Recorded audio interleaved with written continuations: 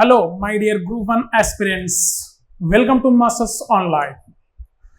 So త్వరలో అంటే next మంత్లో మనకి టీజీపీఎస్సీ గ్రూప్ 1 ఎగ్జామ్స్ మెయిన్స్ రాబోతున్నాయి కాబట్టి మరి ఈ తరుణంలో మనము మెయిన్స్కి సంబంధించి ఈ టైంలో ఈ తక్కువ టైంలో మనం ఎలాంటి విధానాన్ని మనం అవలంబించాలి ఎందుకు నేను ఇది చెప్తున్నానంటే సీరియస్గా ప్రిపేర్ అవుతున్న అభ్యర్థులు ఈ దాదాపు ఆల్మోస్ట్గా సిలబస్ను కంప్లీట్ చేసి ఉంటారు అండ్ అదేవిధంగా ఆన్సర్స్ను కూడా వేగంగా రాయడం నీట్గా రాయడం అనేది కూడా ప్రాక్టీస్ చేస్తున్నారు కాబట్టి మరి ఇప్పుడు వచ్చే దాదాపు ఈ 40 రోజుల వ్యవధిలో మనకి ఈ సమయం అనేది ఒక గోల్డెన్ టైం లాంటిది కాబట్టి ఈ గోల్డెన్ టైంలో మనము మరి మన గ్రూప్ 1 మెయిన్స్ మీద ఇంకా ఏ విధమైన ఒక విధానాన్ని మనం అనుసరించాలి ఎందుకంటే ఈ 40 రోజులే మనకి ఎక్కువ మార్క్స్ రావడానికి కారణమవుతుంది కాబట్టి ఇక్కడ ఈ సమయంలో సాధ్యమైనంతగా సబ్జెక్ట్ని ఇంకా మనము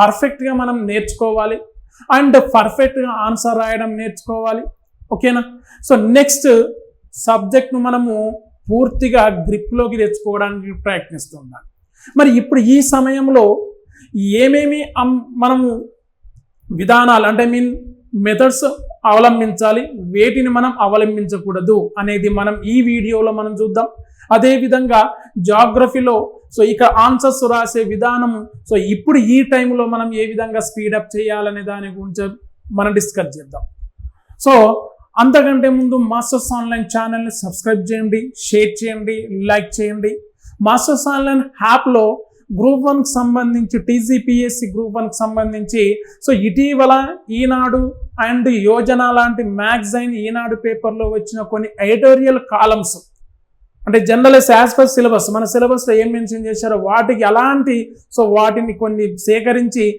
ఎస్ఏ రూపంలో నేను ఫ్రేమ్ చేశాను అది నాకు యాప్లో నేను కోర్సును పబ్లిష్ చేయడం జరిగింది యాప్ను డౌన్లోడ్ చేసుకోండి కావాలంటే వాటిని ఒకసారి మీరు పరిశీలించండి ఓకే అండ్ ఇంకో కొంచెం ఫ్రీ మెటీరియల్లో కూడా గ్రూప్ 1కి సంబంధించి చాలా బుక్స్ పబ్లికేషన్స్ కొన్ని పెట్టడం జరిగిందండి ఇప్పుడు మనము వీడియోలోకి వెళ్ళినట్టయితే మరి ఇప్పుడు ఎట్లాగో అక్టోబర్ 21 నుంచి ఏది ఏమైనా ఎగ్జామ్స్ అయితే కంపల్సరీగా 100% నిర్వహించబోతున్నారు కాబట్టి దానిలో ఎలాంటి సందేహం లేదు సీరియస్గా ప్రిపేర్ అవుతున్న అభ్యర్థులు కేసుల గురించి వాటి గురించి ఆఫ్కోర్స్ ఏం పట్టించుకోవట్లేదు అనుకోండి ఓకేనా మనం ఇలాంటి తరుణంలో మరి సబ్జెక్టు మీదైనా మనం దృష్టి పెట్టాలి అలా సైడ్ ట్రాక్కి వెళ్ళే అంశాలను మనం పరిగణలోకి తీసుకోవాల్సిన అవసరం ఏమీ లేదు మరి ఇప్పుడు మనం గమనించినట్టయితే మెయిన్స్లో ఇంగ్లీష్తో కలుపుకొని 7 పేపర్లు 150 మార్క్స్ అడుగుతున్నారు కాబట్టి ఇక్కడ ఇంగ్లీష్ అనేది క్వాలిఫైయింగ్ ఎగ్జామ్ అని మనకు తెలుసు ఓకేనా మరి క్వాలిఫైయింగ్ ఎగ్జామ్ అనేది మనం గమనించినట్టయితే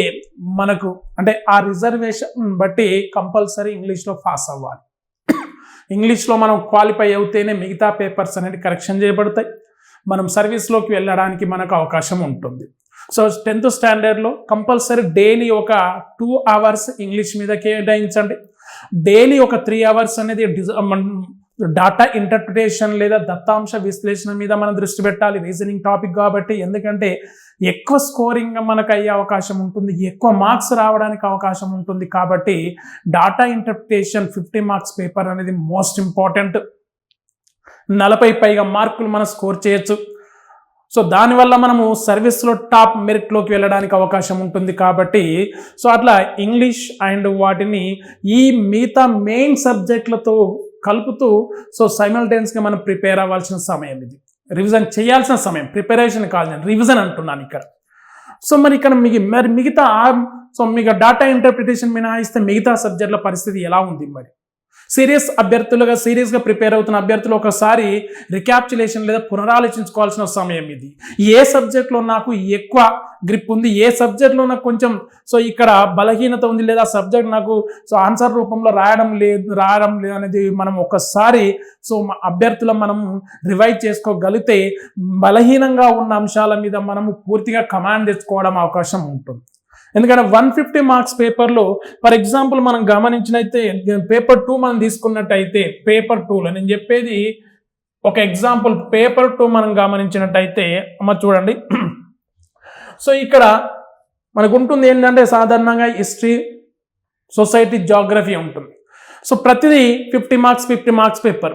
ప్రతి సబ్జెక్టు నుండి అంటే ఇక్కడ ప్రతి సెక్షన్ నుండి 5 క్వశ్చన్లు ఇవ్వడం జరుగుతుంది. సో ఆ విధంగా జాగ్రఫీకి వచ్చేసరికి కూడా 5 క్వశ్చన్లు ఇవ్వడం జరిగింది ప్రతిదీ. అంటే ఇక్కడ ఉండే 150 మార్కులు మనకి 150 మార్క్స్ ఏదైతే ఉందో ఈ 150 మార్క్స్ పేపర్ని మనము 3 అవర్స్లో కంప్లీట్ చేయాలి. 3 అవర్స్ ఇక్కడ జనరల్గా తీసుకుంటే. అంటే యాజ్ యూజువల్ ఒక క్వశ్చన్కి మనం పట్టే సమయం ఎంత అంటే ఒక క్వశ్చన్ సగటున 10 to 12 minutes మనం తీసుకుంటాం. అంతకంటే ఎక్కువ తీసుకుంటే మనము 15 క్వశ్చన్లు అటెంప్ట్ చేయడం అనేది ప్రాబ్లం అవుతూ ఉంటుంది. కాబట్టి ఇక్కడ ఒక క్వశ్చన్కు 12 నిమిషాల సమయం వచ్చింది అనుకోండి. ఫర్ ఎగ్జాంపుల్ 12 నిమిషాల్లో 2 నిమిషాలు అనేది సాధారణంగా మనం గమనించినట్టయితే ఓకేనా 12 minutesలో 12 నిమిషాల్లో 2 నిమిషాల సమయం అనేది క్వశ్చన్ చదవడానికి మనం టైం కేటాయించాలి. ఇచ్చిన ప్రశ్నను చదవడానికి అంటే ఏ పేపర్ అయినా కానీ 6 పేపర్లో నువ్వు ఏ పేపర్ అయినా తీసుకో, ఏ పేపర్ అయినా నువ్వు రాస్తున్న సేపు ఏంటి అంటే కంపల్సరీగా 2 నిమిషాలు ఆన్సర్ రీడ్ చేయడానికి ప్రయత్నించాలి. ఓకే, తర్వాత నెక్స్ట్ ఒక నిమిషం పాటు ఆన్సర్స్ ఏ విధంగా మనం ప్రెజెంటేషన్ చేయాలి అనేది 1 నిమిషం 3 నిమిషాలు వెళ్ళిపోతుంది. సో ఈ మిగతాది 9 నిమిషాల్లో ఎన్ని పదాలు రాయాలి? 9 నిమిషాల్లో 200 words లేదా 200 పదాలకు లేదా 200 pagesలో మనం ఆన్సర్ను రాయాల్సి ఉంటుంది మై డియర్ ఆస్పిరెంట్స్. అంటే 9 to 10 minutesలోనే 200 పదాలు రాయాలి. అంటే సో ఈ విధంగా మనం తీసుకున్నట్టయితే మరి ఆ 10 నిమిషాలలో ఇప్పుడు మనం ఆన్సర్ రాయగలుగుతున్నామా? ఇప్పుడు ఇక్కడ 10 నిమిషాలలో ఆన్సర్ ఇక్కడ మనం ప్రాక్టీస్ చేస్తేనే రేపు ఎగ్జామ్ హాల్లో కూడా సో 10 నిమిషాల ఆన్సర్ రాయడానికి మనకు ప్రాబబిలిటీ ఉంటుంది.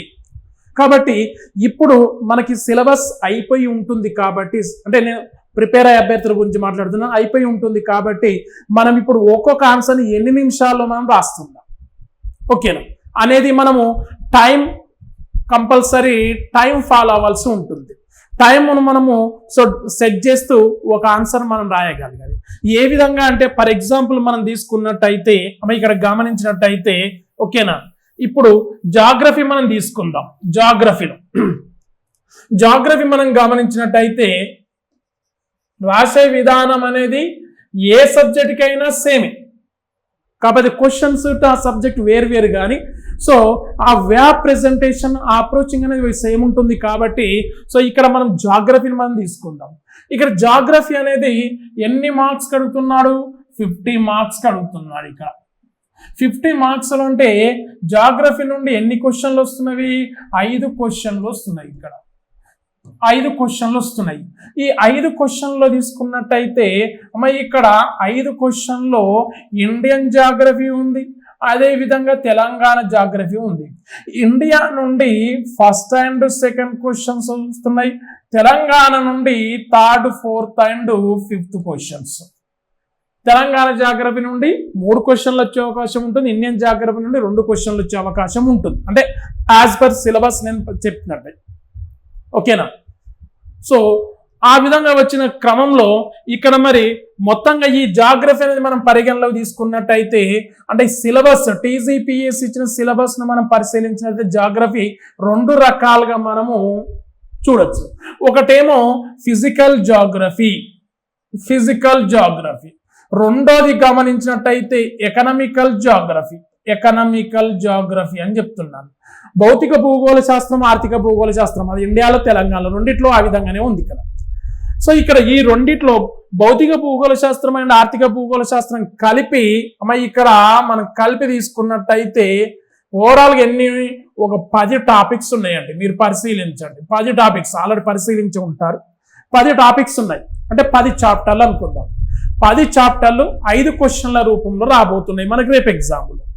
ఈ 10 చాప్టర్లు మనం తీసుకున్నట్టే దానిలో మళ్ళీ సబ్ టాపిక్స్ వస్తాయి. ఏ విధంగా? For example Indian physical features, భారతదేశ నైసర్గిక స్వరూపాలు అన్నాడు ఓకేనండి. సో నదీ వ్యవస్థ అన్నాడు. సో ఇలా తీసుకుంటే నైసర్గిక స్వరూపాలు అన్నప్పుడు సో దానిలో హిమాలయాలు, ఉత్తర మైదానాలు, ద్వీపకల్ప పీఠభూమి, తీర మైదానాలు, దీవులు ఇలా మనకు 6 రకాలు ఉన్నాయి. అంటే అక్కడ నుండి మనకు 6 రకాలుగా క్వశ్చన్స్ రావచ్చు. అర్థమైందా? కాబట్టి అంటే దానిలో 10 చాప్టర్లలో మళ్ళీ సబ్ టాపిక్స్ తీసుకున్నట్టయితే సబ్జెక్ట్ అనేది యూజ్గా అంటే కాస్త పెద్దది, కాస్త పరిధి ఎక్కువగానే ఉంది ఈ సమయం మనం తీసుకుంటే. ఓకేనా, మ్యాక్సిమం అన్ని సబ్జెక్టుల మీకు మంచి స్టాండర్డ్ మెటీరియల్ ఉంది. బట్ మన జాగ్రఫీకి వచ్చేసరికి ఇక్కడ మెయిన్స్ పర్పస్లో మెటీరియల్ అంటే అవైలబుల్గా లేదు సార్. ఏ విధంగా జాగ్రఫీని మనము ఆన్సర్స్ మనం రాయాలి సార్ అనేది ఓకే కొంతమంది స్టూడెంట్స్ స్ట్రైక్ చేస్తున్న క్వశ్చన్. కాబట్టి ఇక్కడ మిగతా పేపర్లకి మిగతా సబ్జెక్ట్కి జాగ్రఫీకి ఉన్న వ్యత్యాసం ఏంటి సార్ అంటే, జాగ్రఫీలో ఆన్సర్స్ క్వశ్చన్స్ అనేది కాస్త వైవిధ్యంగా అడగడానికి అవకాశం ఉంటుంది. డైరెక్ట్గానే అడుగుతాడు, వైవిధ్యంగా అడుగుతాడు. మరి ఇలాంటి క్వశ్చన్స్ను మనము ఇక్కడ ఏ విధంగా మరి క్వశ్చన్స్ రాయాలి, జాగ్రఫీ నుండి వచ్చే ఈ 5 క్వశ్చన్స్ని మనం ఏ విధంగా రాయాలి అంటే, ఇక్కడ మీరు ఇప్పటికీ జాగ్రఫీ సబ్జెక్ట్ చదివి ఉంటారు కాబట్టి నేను చెప్పే కొన్ని ఈ ట్రిక్స్ మీరు ఇప్పుడు ఫాలో అవ్వండి. ఓకేనా, ఏంటి అంటే ఇక్కడ ప్రధానంగా ఒక 3 అంశాలు చెప్తాను, నేను ఎక్కువ చెప్పాను. Geography first geography subject Telangana, India and Telangana జాగ్రఫీని మనము 100% గ్రిప్లో పెట్టుకోవాలి. అర్థమైందా? మీ దగ్గర తెలుగు అకాడమీ ఉందా, ప్రైవేట్ పబ్లికేషన్స్ ఉన్నాయా, వీటితో పాటు మనకి గూగుల్ వెబ్సైట్స్ ఉన్నాయి. అంటే వెబ్సైట్స్ సెర్చ్ ఇంజిన్స్ ఉన్నాయి, వీటి ద్వారా కొంత మెటీరియల్ మనం కలెక్ట్ చేస్తున్నాం. లేదా మనకి కొన్ని coaching centres material, institutes material లేదా ఆన్లైన్ ఇన్స్టిట్యూట్స్ మెటీరియల్ కూడా ఫాలో అవుతున్నాం. కాబట్టి ఇక్కడ ఫస్ట్ సబ్జెక్ట్ను మనము 100% తీసుకోవాలి. అంటే సబ్జెక్ట్ను పూర్తి స్థాయిలో నీవు చదివినప్పుడే నువ్వు ఆన్సర్ రాయగలుగుతావు. నీ ఆన్సర్, నీ రైటింగ్, నీ చేతి రాత ఎంత అందంగా ఉన్నా అక్కడ క్వశ్చన్కి ఆన్సర్ రాకపోతే నీవేం చేయలేవు. కాబట్టి ఫస్ట్ ఆఫ్ ఆల్ మన దగ్గర ఉండాల్సిన మెయిన్ వెపన్ ఏంటిది, జాగ్రఫీలో సబ్జెక్టు మన కమాండింగ్లో ఉండాలి. Not only geography, A paper A subject అనేది తీసుకోండి, హిస్టరీ తీసుకోండి. ఓకేనా, ఇప్పుడు ఇక్కడ భక్తి ఉద్యమం గురించి రాయమంటే, భారతదేశంలో భక్తి ఉద్యమం భవిష్యత్తులో ఎలాంటి ప్రభావాన్ని తీసుకురాగలిగింది అంటారు. అంటే ఆ భక్తి ఉద్యమం అనే దాని గురించి మనకు అవగాహన ఉన్నప్పుడే మనం దాని గురించి మనము రాయగలగాలి, రాస్తాం. అట్లా సబ్జెక్ట్ అనేది మనం కమాండ్లో ఉండాలి. రెండోది తీసుకున్నట్టయితే మనం చదివిన టాపిక్ని ఇక్కడ ఆన్సర్ రూపంలో మనం రాయగలగాలి. ఎందుకంటే గ్రూప్ 2 చదివింది వేరుంటుంది, గ్రూప్ 1 చదివింది వేరుంటుంది. గ్రూప్ 2 అనేది మొత్తం మెమరైజ్డ్, అంటే గుర్తుపెట్టుకునే విధానంలో చదువుతాం. గ్రూప్ 1 మాత్రం దాన్ని చదివిన దాన్ని ఇక కొంచెం డిఫరెంట్గా ఏ విధంగా రాస్తాం. నీ దగ్గర ఒక తెలుగు అకాడమీ మెటీరియల్ ఉంది అనుకోండి, ఆ తెలుగు అకాడమీ మెటీరియల్లో ఉన్న సమాధానాన్ని మనం ఇక్కడ డిఫరెంట్గా మన వేలో ఏ విధంగా రాయాలి. అది ప్రతి ఆస్పిరెంట్కి వచ్చే ఒక డీవియేషన్ అది. ఓకేనా, దాంట్లోనే మనకు మార్క్స్ రావడానికి అవకాశం ఉంటుంది. కాబట్టి ఇక్కడ నీ ఓన్ స్టైల్ డెవలప్ చేయాలి. ఎప్పుడు ఆ ఓన్ స్టైల్ డెవలప్ అవుతుంది, ఓన్ స్క్రిప్ట్ ఎప్పుడు డెవలప్ అవుతుంది అంటే సబ్జెక్టు మన దగ్గర ఉన్నప్పుడే ఓన్ స్క్రిప్ట్ అనేది మనకు డెవలప్ అవుతుంది. కాబట్టి మనం ఇక్కడ ఆన్సర్ చదివిన దాన్ని ఆన్సర్ రూపంలో రాయగలగాలి. నెక్స్ట్ మూడవది తీసుకున్నట్టయితే, ఇక్కడ 3వ అంశం మనం తీసుకున్నట్టయితే ఆన్సర్ని ఓకేనా ఫాస్ట్గా, వేగంగా అండ్ అర్థమయ్యేలా రాయాలి. ఇలా అర్థమయ్యేలా compulsory professors exam paper correction చేసే వాళ్ళకి మనకు క్వశ్చన్ అంటే ఆన్సర్ అర్థం కావాలి. కాబట్టి వేగంగా మరియు ఫాస్ట్గా రాయాలి. 200 పదాలని 8 నిమిషాలు 10 నిమిషాలు రాయాలి అంటే కంపల్సరీ వేగంగా మనం ప్రాక్టీస్ చేయాల్సిందే. నెక్స్ట్ ఇంకొకటి, ఇచ్చిన క్వశ్చన్ మనం తారుగా ఆలోచించాలి. కాబట్టి అది కూడా ఇక్కడ తీసుకోవాలి. క్వశ్చన్ ఏ విధంగా అడుగుతున్నాడు అనే దాన్ని బట్టి మనం ఆన్సర్ని మనం ప్రెజెంట్ చేయగలగాలి. ఇలా 3 ట్రిక్స్ మీరు ఫాలో అవ్వండి. ఓకే, ఫాలో అయ్యేటప్పుడు సరే ఓకే సార్ నాకు సబ్జెక్ట్ వచ్చేసింది, ఓకే నేను ఆన్సర్ రూపంలో రాస్తున్నాను, ఫాస్ట్గా రాస్తున్నాను, ఈ 3 అంశాలు అయిపోయినాయి. ఇక నెక్స్ట్ అయిపోయిన తర్వాత మనం పూర్తి స్థాయిలో ఆన్సర్ రాస్తున్నాం. ఓకే, మరి గుడ్ మార్క్స్, ఎక్కువ మార్క్స్ రావడం ఎలా? ఓకేనా, 10 మార్క్స్కి అప్రాక్సిమేట్గా 7 to 8 అయితే వస్తాయని అనుకుంటున్నా నేను. ఓకే, 10 to 10 అయితే కంపల్సరీగా వేసే అవకాశం అయితే ఎవరు చేయరు. ఓకేనా, సో మనం మంచి మార్కులు కొన్ని ఆన్లైన్ ఛానల్స్ లేదా కొంతమంది ఏంటంటే 10/10 అంటున్నారు. 10/10 రావడం అనేది ఏ గిఫ్టెడ్ చిల్డ్రన్ కూడా పాసిబుల్ కాదు. సో మనం మర్చిపోవాలి. కాకపోతే మంచి మార్క్స్ అబౌవ్ యావరేజ్ ఓకేనా రావడానికి అవకాశం అయితే ఉంటుంది.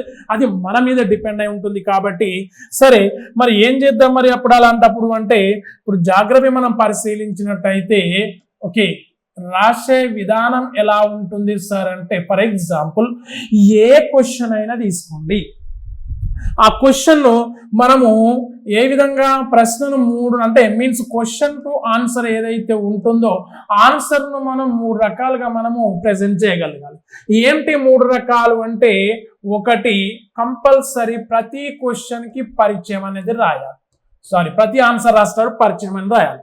నెక్స్ట్ రెండోది గమనించినట్టయితే మెయిన్ ఆన్సర్ అంటే దాన్ని మనం ఇంగ్లీష్లో బాడీ ఆఫ్ ద ఆన్సర్ అని అనొచ్చు. బాడీ ఆఫ్ ద ఆన్సర్ ఇక్కడ ఓకేనా అంటే ఇక్కడ క్వశ్చన్లో ఏమి ఇచ్చాడు, ఆ థీమ్ ఏంటి, ఆ క్వశ్చన్ ప్రశ్న నేపథ్యం ఏంటి అనేది దీంట్లో మనం చూస్తాం ఓకేనా.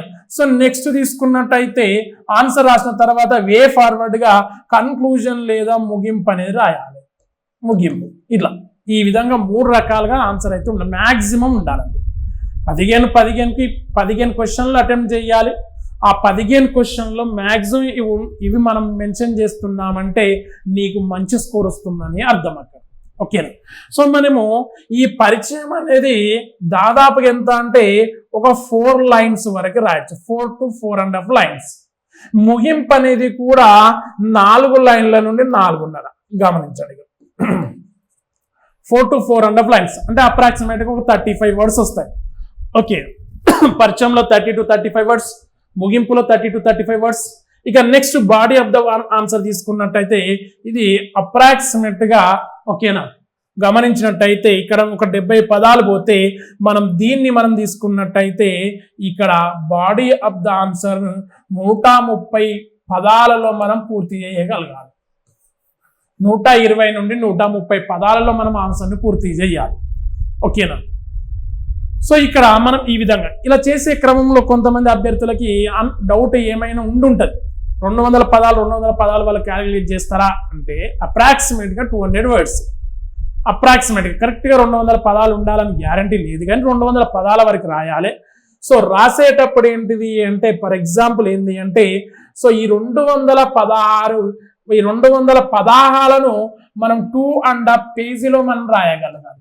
2.5 పేజెస్ మనకు ఆల్రెడీ శాంపుల్ ఆన్సర్ బుక్లెట్స్ ఇచ్చారు కాబట్టి సో ఆల్రెడీ క్వశ్చన్స్ డివైడ్ చేశారు కాబట్టి దాని ప్రకారమే మనం ఆన్సర్ రాయగలగాలి. 2.5 పేజీల్లో మనం పూర్తి చేయగలగాలి. 200 లేదా 2.5 పేజీల్లో మనం ఆన్సర్ పూర్తి చేయగలిగితే నీకు సబ్జెక్ట్ మీద పూర్తి స్థాయిలో గ్రిప్ ఉన్నట్టు తెలుస్తుంది ఓకే. ఈ విధంగా ఇలా ఫాలో అవ్వాలి. సో మరి లెంత్గా ఉన్న ఆన్సర్స్ని ఎలా కంప్రెస్ చేయాలి, చిన్నగా ఉన్న ఆన్సర్స్ ఏ విధంగా చేయాలి అన్నప్పుడు ఆన్సర్ రాసేటప్పుడు చేయాల్సిన మరొక పని జాగ్రఫీలో తీసుకున్నట్టయితే జాగ్రఫీలో ఆన్సర్ రాసే విధానం ఎలా ఉంటుంది అంటే మనం ఇక్కడ ఎక్కువగా రిస్క్ తీసుకోవద్దు. జాగ్రఫీలో ఎందుకు రిస్క్ తీసుకోవద్దు అంటే జాగ్రఫీలో మెయిన్గా మనం ఆన్సర్ రాసేటప్పుడు మనం ఉపయోగించాల్సిన మంచి మంత్రం ఏంటి అంటే మ్యాప్స్ ఆర్ మ్యాపింగ్ చేయగలగాలి. ఏ క్వశ్చన్ అయినా కంపల్సరీ 5 క్వశ్చన్లకి 5 ప్రతి క్వశ్చన్లో పటం వేయాలి. తెలంగాణ ఇండియా పటం మనం వేయాలి. వరల్డ్ జాగ్రఫీ లేదు కాబట్టి మనకు అవసరం లేదు, కంపల్సరీ పటం వేయాలి. ఇంకొకటి ఆన్సర్ మూసధోరణిలో రాయకుండా కొంచెం టెక్నికల్గా కొంచెం ట్రెండీగా రాస్తే మనకు మార్క్స్ ఎక్కువ రావడానికి అవకాశం ఉంటుంది. సో ఆన్సర్స్ ఈజీగా వాళ్ళకి అర్థమయ్యేలా ఉండాలి అంటే ప్రతి ఆన్సర్ను మనం మ్యాక్సిమం మైండ్ మ్యాపింగ్ చేయగలగాలి. లేదా ఆన్సర్ని చార్ట్ రూపంలో కూడా రాయొచ్చు. ఇలా కొంత డిఫరెంట్ మనం ఒక ట్రెండ్ మెయింటైన్ చేస్తూ ఉంటే మనం ఎక్కువ దాదాపు 8 మార్క్స్ రావడానికి అవకాశం అంటే మంచి స్కోర్ రావడానికి అయితే అవకాశం ఉంటుందని చెప్తున్నాను. అర్థమైందా? సో ఆ విధంగా ఇలా చేసే క్రమంలో ఫర్ ఎగ్జాంపుల్ మీకు నేను క్వశ్చన్ చెప్తున్నాను సింపుల్గా. ఏంటి క్వశ్చన్ అంటే ఒక క్వశ్చన్, భారతదేశంలో హిమాలయాల వర్గీకరణను ఉత్తరం నుండి ఉత్తరం నుండి దక్షిణం వైపు ఓకేనా వివరించండి అంటారు. వివరించండి టెయిల్ వర్డ్స్ మళ్ళీ మనం గమనించాలండి. వర్ణించండి, వివరించండి, వ్యాఖ్యానించండి, విశ్లేషించండి, విమర్శనాత్మకంగా విశ్లేషించండి, అట్లా సబ్జెక్టును బట్టి. సో ఇక్కడ క్వశ్చన్ టెయిల్ వర్డ్స్ క్వశ్చన్ అనేది చేసే విధానం వేరుంటుంది కాబట్టి ఇక్కడ వివరించండి అంటే ఎక్స్ప్లెయిన్ చేస్తూ వెళ్ళాలి, పారాగ్రాఫ్ రూపంలో రాయడానికి ట్రై చేయాలి. సో అలాంటప్పుడు ఇక్కడ ఇది హిమాలయాల వర్గీకరణ అంటే భారతదేశంలో ఇక్కడ మెన్షన్ చేశారు చూడండి. క్వశ్చన్ యొక్క థీమ్ ఏంటంటే ఉత్తరం నుండి హిమాలయాలే, ఉత్తరం నుండి దక్షిణం వైపు. సో అప్పుడు మనం ఏం చేయాలి, టక్కన 1 minute క్వశ్చన్ మనం అర్థం చేసుకొని నెక్స్ట్ మినిట్లో పరిచయంలోకి వెళ్ళిపోవాలి. అంటే ఫస్ట్ మనం మైండ్లో కంపల్సరీ స్ప్రౌట్ అయిపోవాలి పరిచయంలోకి. ఏమని ఇక్కడ పరిచయం ఏం రాయొచ్చు, ఫర్ ఎగ్జాంపుల్ ఒక మోడల్ చెప్తాను ఓకేనా. సో ఇక్కడ సాధారణంగా మనం తీసుకున్నట్టయితే ఇండో ఆస్ట్రేలియన్ పలకం మరియు యురేషియా పలకం యొక్క అభిసరణం వల్ల కన్వర్జెన్స్ అభిసరణం వల్ల టెర్షియరీ యుగం నుండి టెథిస్ సముద్ర భూభాగం అనేది క్రమక్రమంగా అవినీతి చెందుతూ ఓకేనా ఎత్తైన మృత పర్వత వ్యవస్థ లేదా ఎత్తైన ఆల్పైన్ పర్వత వ్యవస్థ అనేది ఏర్పడింది. అది హిమాలయాలుగా క్రమక్రమంగా హిమాలయాలుగా పిలువబడింది. సో ఇలాంటి హిమాలయాలు ప్రధానంగా అవక్షేప శిలలతో ఏర్పడి ఉండి సో భారతదేశానికి అన్ని రకాలుగా అంటే భారతదేశంలో అంటే ఇక్కడ మానవ జీవన విధానం మీద బలమైన ప్రభావాన్ని చూపిస్తున్నవి అని రాయాలి. అర్థమైందండి ఏం చెప్తున్నా, ఏర్పడే విధానం నుండి ప్రభావం వరకు ఒక 4 లైన్ తీసుకురండి. సో ఇక్కడ ఇండో ఆస్ట్రేలియన్ పలకం మరియు యురేషియా పలకం యొక్క అభిసరణం వల్ల ఆ మధ్యలో ఉన్న టెథిస్ సముద్ర భూభాగం ఏమైంది ఓకేనా ఒత్తిడికి గురై లేదా సంపీడనానికి గురై అభివృద్ధి చెందడం ప్రారంభమైంది అన్నారు. అంటే పైకి రావడం అభివృద్ధి చెందుతున్న క్రమంలో అదంతా ఏ రూపంలో మృత పర్వతాలుగా అంటే లేదా ఆల్పైన్ పర్వతాలుగా ఏర్పడుతూ వచ్చింది కాబట్టి అది ప్రపంచంలో ఎత్తైన పర్వత వ్యవస్థగా పిలవడం జరిగింది. ఇలాంటి ఎత్తైన పర్వత వ్యవస్థ ఎక్కువగా అవక్షేపశీలలతో కూడి ఉంది ఓకేనా. సో ఇలాంటి హిమాలయాలు భారతదేశంలో మానవ జీవన విధానం మీద బలీయమైన ప్రభావాన్ని చూపగలుగుతున్నవి అని ఓకేనా. సో అది పరిచయంలో రాయాలి. పరిచయం చేసిన తర్వాత భారతదేశంలో హిమాలయాల వర్గీకరణ అని చెప్పేసి ఉత్తరం నుండి దక్షిణం వైపు వర్గీకరణ పెట్టేసి సో ఇక్కడ ఏం చేయాలంటే first okay you can draw the map. First ఈ విధంగా ఒక పటం ఇండియా యొక్క పటం అంటే ఇక్కడ మొత్తం వేయాల్సిన అవసరం లేదు as per my experience. So ఈ విధంగా సో హిమాలయాలు మనకి ఎంతవరకు విస్తరించి ఉన్నాయని మనం గమనించినట్టయితే మరి ఈ విధంగా చిన్నగా మనం మ్యాప్ వేయాలి కంపల్సరీ. అర్థమైందా? మ్యాప్ వేసి మరి ఇక్కడ మనం తీసుకుంటే ఓకే ఎందుకంటే సేమ్ ఒకటే పెన్ యూజ్ చేయాలి కాబట్టి మనకు కలర్ అవసరం లేదు కాబట్టి ఇక్కడ 4 రకాల హిమాలయాలను మనము చూపించాలి. ఈ విధంగా 4 రకాల హిమాలయాలు. సో ఈ విధంగా మనం చూపించగలగాలి. ఇట్లా సరిహద్దులో హిమాద్రీలు, దాని తర్వాత హిమాచల్, ఈ విధంగా ఇక్కడ మళ్ళా దగ్గరికి వస్తుండాలి. నెక్స్ట్ ఇక్కడ పొట్వార్ పీఠభూమి నుండి శివాలిక్ పర్వతాలు, ఈ విధంగా సిక్కిం, నెక్స్ట్ అరుణాచల్ ప్రదేశ్లో ఇలా 4 రకాలుగా మనం చూపించగలగాలి. అర్థమైందా? ఇలా మనం చూపించేసి ఓకేనా ఇవి.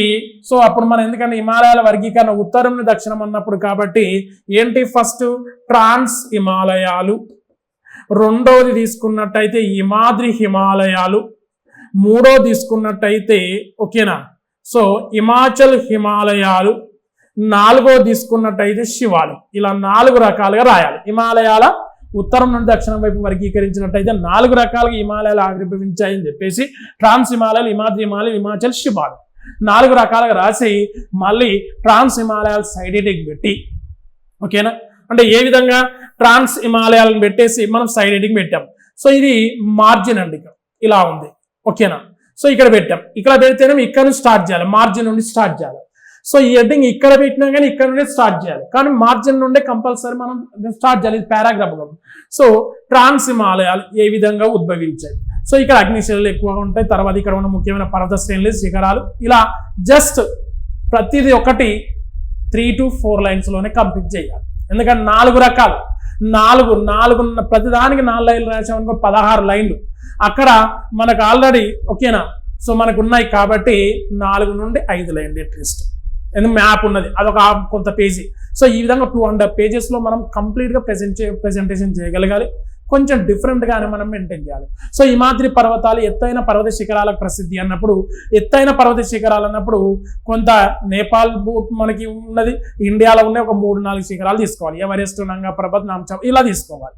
తర్వాత పర్వత కనుమలు చెప్పాలి. తర్వాత 3వ అంశం అక్కడ ఉన్న జీవవైవిధ్యం అడవులు చెప్పాలి. హిమాచల్ కూడా అంతే, సేమ్ స్ట్రాటజీని మెయింటైన్ చేయాలి. సో చేసిన తర్వాత ముగింపులో ఓకేనా. సో భారత ఉపఖండంలో ఆవిర్భవించిన హిమాలయాలు అనేది ప్రపంచంలో ఎక్కడలేని విధంగా మానవ జీవన విధానం అనేది ప్రభావం చూపుతున్నాయి. ఏ విధంగా అంటే శీతోష్ణస్థితి పరంగా, రక్షణ పరంగా.